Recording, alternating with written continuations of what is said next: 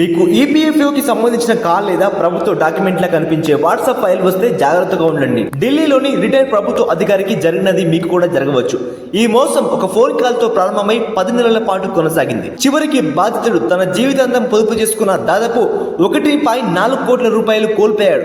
ఒక phone call తో అతని జీవితమే పోయింది. 2023 మేలో బాధితుడికి ఒక కాల్ వచ్చింది. అందులో కాల్ చేసిన వ్యక్తి తనను తాను ఢిల్లీలోని ఈపీఎఫ్ఓ కార్యాలయంలో అధికారిగా చెప్పుకుంటున్న అలోక్ మెహతా అని పరిచయం చేసుకున్నాడు. బాధితుడి పీఎఫ్ లో రూపాయలు 63 లక్షలకు పైగా నిలిచిపోయిందని, కానీ దానిని విడిపించుకోవడానికి ముందుగా 7,230 సెక్యూరిటీ ఛార్జ్ చెల్లించాల్సి ఉంటుందని అతను చెప్పాడు.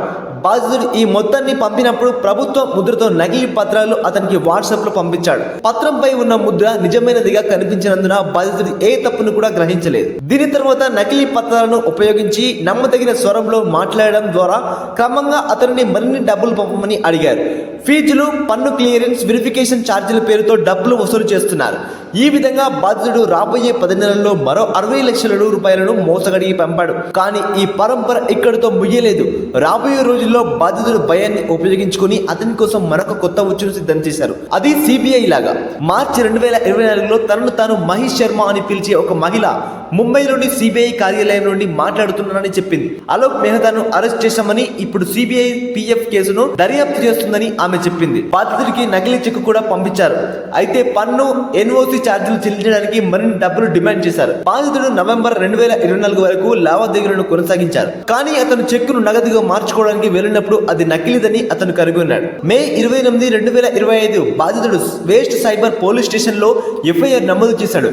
ఈ రాకెట్ కు సంబంధించిన బ్యాంక్ ఖాతాలు, డిజిటల్ మార్గాలను పోలీసులు ఇప్పుడు పరిశీలిస్తున్నారు. ప్రభుత్వ సంస్థలు విశ్వసనీయతను ఆయుధంగా ఉపయోగించుకొని నిందితుడు ఈ మోసానికి పాల్పడ్డాడని ప్రాథమిక దర్యాప్తులో తేలింది. ఈ ముఠా పెద్దది కావచ్చు, అలాగే ఇతర వ్యక్తుల నుండి దీనిని బాధితులు కావచ్చని పోలీసులు చెప్తున్నారు. ఇలాంటి ఈపీఎఫ్ఓ మోసాన్ని ఎలా నివారించాలి? ఏ ప్రభుత్వ సంస్థ కూడా వాట్సాప్ లో పత్రాలను పంపదు.